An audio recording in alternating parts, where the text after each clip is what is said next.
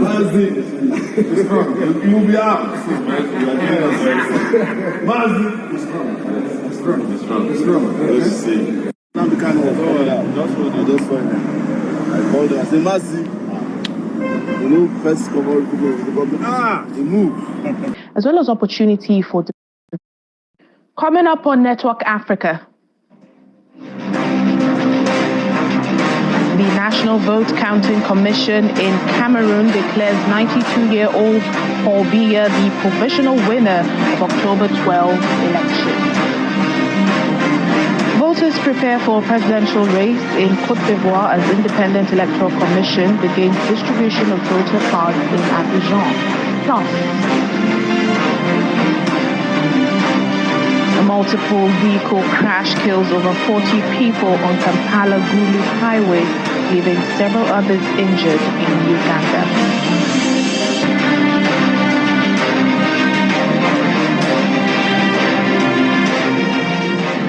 Hello and welcome to the program today. I'm Layo Olarinde. We begin with an update from Cameroon's October 12 election. The National Vote Counting Commission has declared incumbent President Paul Biya the provisional winner of the election. The commission says President Biya secured just over 53% of the vote, defeating his main rival, Issa Chiroma Bakari, who received 35%. Well, the results are being disputed by many, including the opposition candidates, Issa Chiroma and his supporters. President Biya, the world's oldest head of state, was challenged by 9 candidates. With this win, he secures an 8th consecutive term in office.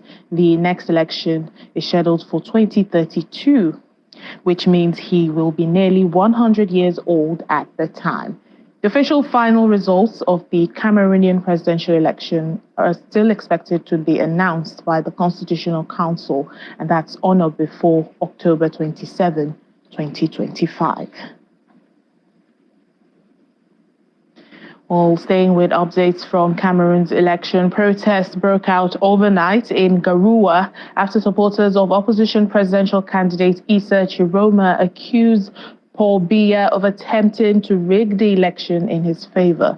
The unrest followed Mr. Chiroma's speech, in which he declared himself the winner ahead of the official results being announced, and denounced what he described as large-scale electoral fraud, including ballot box stuffing and falsified tallies. In the meantime, Cameroon's gendarmerie have been deployed to the streets of Yaoundé ahead of more expected demonstrations following Mr. Chiroma's allegations of electoral fraud against President Biya.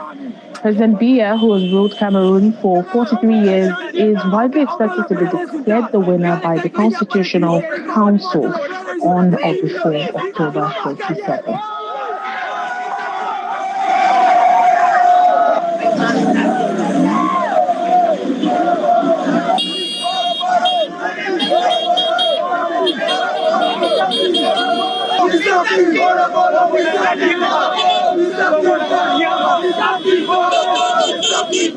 Fatigué, on en est marre. On veut les changements, il faut que ça change. Avec la paix, il faut que ça change, les gars. On veut Chiroma. On veut la paix. Well, staying with election matters, Côte d'Ivoire's Independent Electoral Commission has begun distributing voter cards in Abidjan, even as the presidential election draws near. Current President Alassane Ouattara is running for a 4th term in the upcoming election. The 83-year-old man won a 3rd term in 2020, and that was after a constitutional change. President Ouattara's contenders are Simone Gbagbo of the Movement of Capable Generations, Jean-Louis Biya of the Democratic Congress. Independent candidates are Hua Don Mello and also Henriette Adjoua, representing the group of political partners for peace.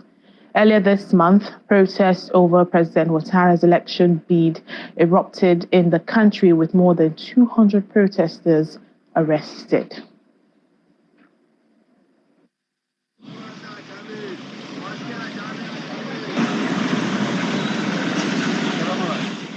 Or more electoral matters, this time in Uganda, where the Electoral Commission has set January 15, 2026 as the date for the country's general elections.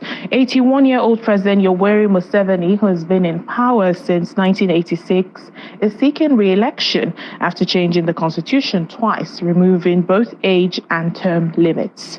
President Museveni's main challenger is expected to be Robert Kyagulanyi, also known as Bobby Wine, a pop star turned politician. He stood against President Museveni in the 2021 election and accused him of winning through ballot stuffing, voter intimidation, bribery, and other forms of electoral fraud. However, the president's ruling National Resistance Movement, NRM party, rejected the accusations, terming it false. Well, 6 other candidates from smaller parties are also contesting the presidential race.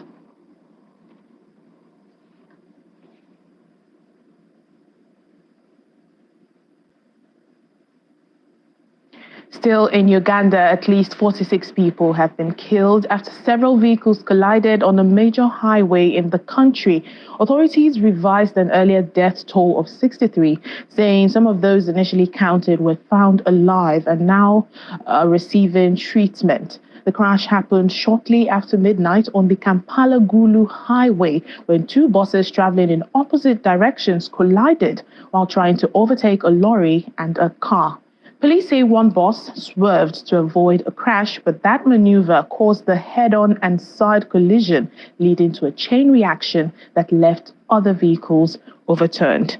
Several people were injured, and an investigation into the incident is underway. We're in Sudan now, where Farak Haq has announced that the United Nations and partners will continue to scale up response efforts where access allows, as reports from the Office of the Coordination of Humanitarian Affairs states that escalating violence deepens the already devastating humanitarian crisis in North Darfur state. The deputy spokesperson says an OCHA team met with families in the Tawila town who had walked for 4 days to escape the violence in the besieged state capital, El Fasher, which is about 50 kilometers away. Tawila now hosts more than 600,000 people displaced from El Fasher and surrounding areas, and many displaced families lack shelter, adequate food, or safe water. Local authorities also reported that more than 109,000 people are displaced across 127 sites, most lacking food, clean water, and medical care. Several community kitchens had to shut down last week due to the depletion of supplies.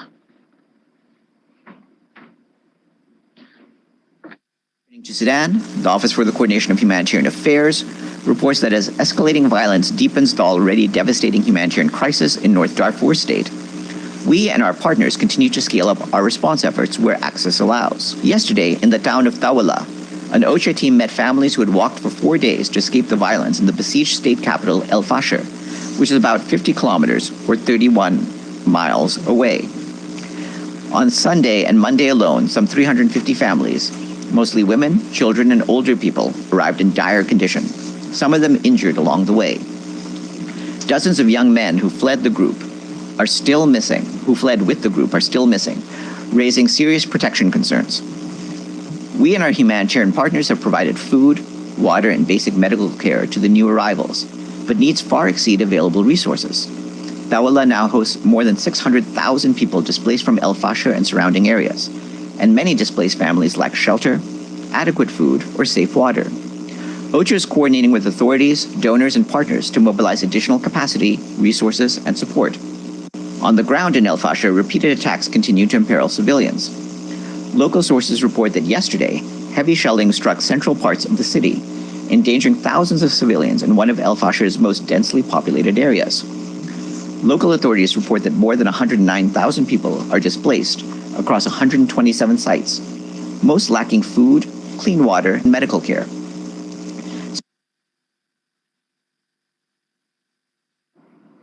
As South Sudan urges closer to this next democratic chapter, the country's youth are finding their voices and stepping into the spotlight, informed, inspired, and ready to lead. Many say participation in the lead up to elections is as important as the vote itself, particularly for young women who often face cultural and social barriers. From the euphoria of independence to the painful return of conflict, the road to stability for the country has been long and remains uncertain. Well, despite the challenges, the youths are still hopeful that peaceful, free, and fair elections will bring long-sought security as well as opportunity for development and economic growth. Well, supported by the United Nations mission in South Sudan, UNMISS, and other national partners, these campaigns help citizens better understand their civic rights and responsibilities.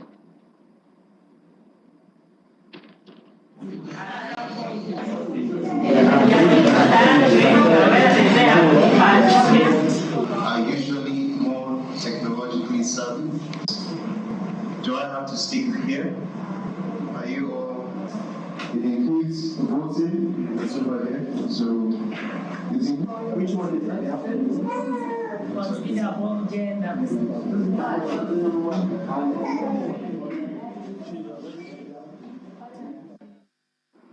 Let's take a break now on the program. Still to come. A cross-country poetry challenge organized for school children in Benin Kebbi in Nigeria promotes poetry as a powerful tool to disseminate messages of unity. Welcome back to the program. An overcrowded train carrying merchants has collided with a stationary train in the remote part of eastern Ethiopia, killing over 10 people and injuring dozens more. According to local officials, the crash happened near the city of Dire Dawa as the train was returning from the town of Douale near the Djibouti border. In a statement, the mayor of Dire Dawa, Ibrahim Osman, confirmed the death toll and expressed his condolences to the victims and their families.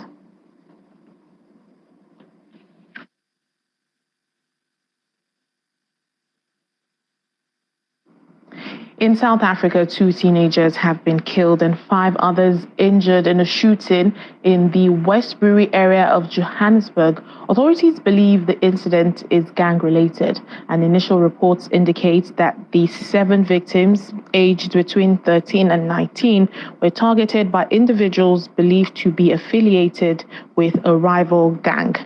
Police say the teenagers were approached by 4 suspects on foot, 3 of whom were armed without warning. The suspects opened fire and then fled the scene. In the meantime, according to the Gauteng police spokesperson Brenda Muridili, no arrests have been made yet. However, the provincial anti-gang unit is currently investigating the incidents supported by the police forensic services. Well, Gen Z protesters in Madagascar are expressing their anger and disappointment after the country's new leader, Colonel Michael Randrianirina, appointed businessman Rajao Narivello as the prime minister. Leaders of Madagascar's Gen Z movement, whose protests helped topple former president Andre Rajoelina, say they strongly disapprove of the appointment made by the country's new junta. Well, in response, the colonel defended his decision, saying he appointed Mr. Rajao due to his experience and connections with international organizations that work with the country. Mr. Rajao is a well-known figure in Madagascar's economic and financial ecosystem.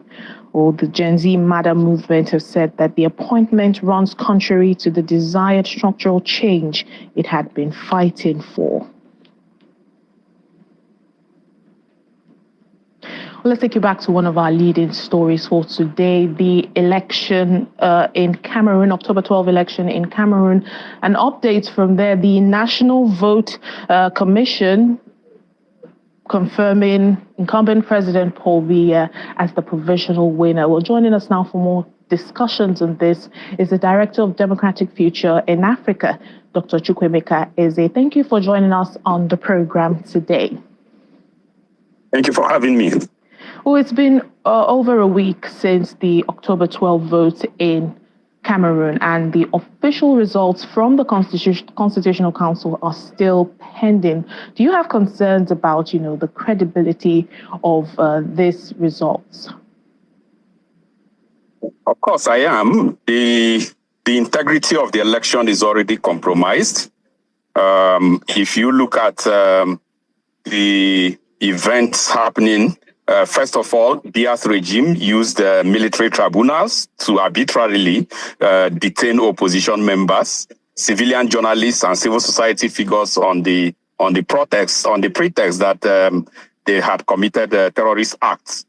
This already raised questions about the integrity of the electoral process. And secondly, state capture of the media has also transformed it into a mouthpiece for the ruling party, denying the opposition any voice or platform. And thirdly, we also observe significant security influence on certain voting population, especially in the Anglophone communities. And in my opinion, when people fear that voting could make them targets, free and fair elections becomes impossible. And therefore, the combination of all these factors renders the electoral integrity questionable. Exclusion of key opposition candidates, as well as the ongoing conflict in Anglophone region, raises serious concern about the outcome of this election and whether it was inclusive or not inclusive.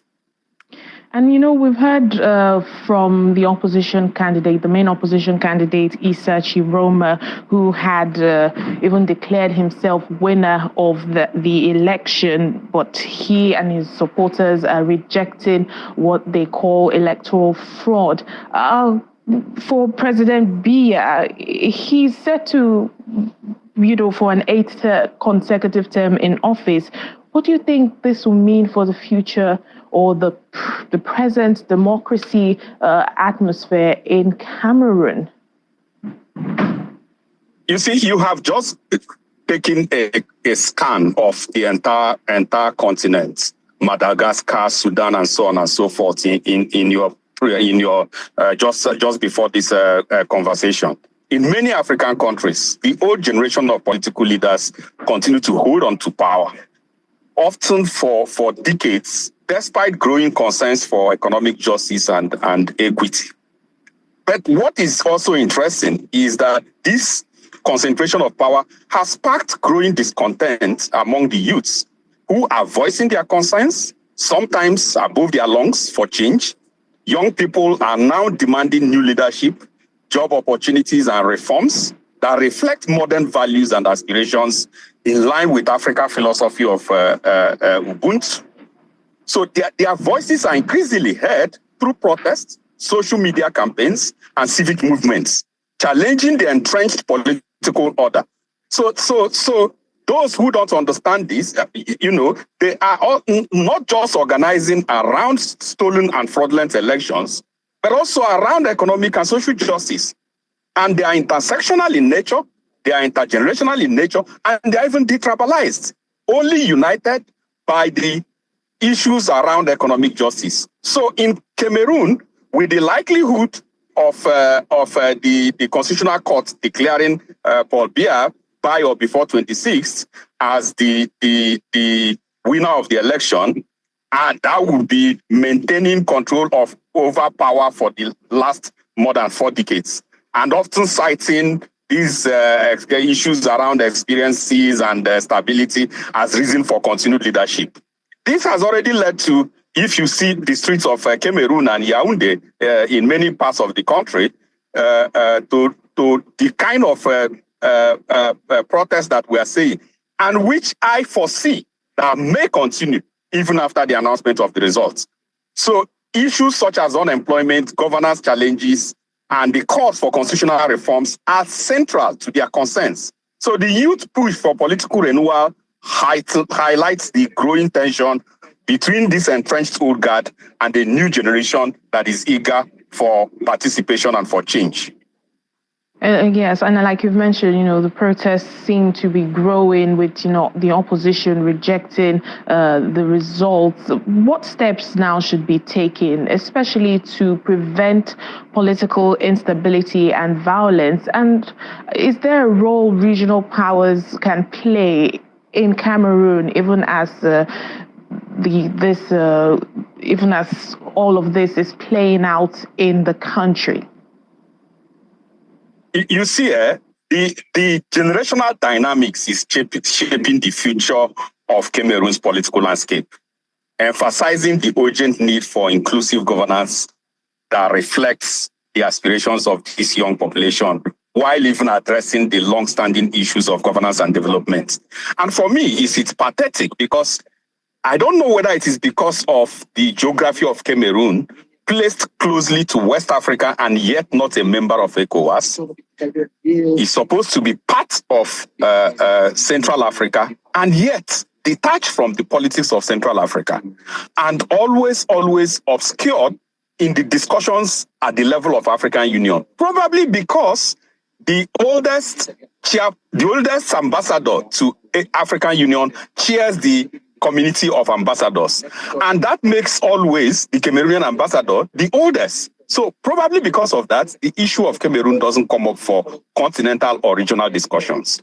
But I think that if you take a scan of what is happening on the continent, the earlier these political actors understand that the youths are no longer docile and their demands are no longer going to continue to wait, the better for the stability of the continent. And more importantly, in my opinion, whether this is going to be the end of the regime of Paul Biya or just the beginning of another, this particular regime, he's not going to find it easy because I foresee these protests, these agitations continuing from time to time, especially given that it is becoming more like a youth quake around the entire breadth and width of the continent.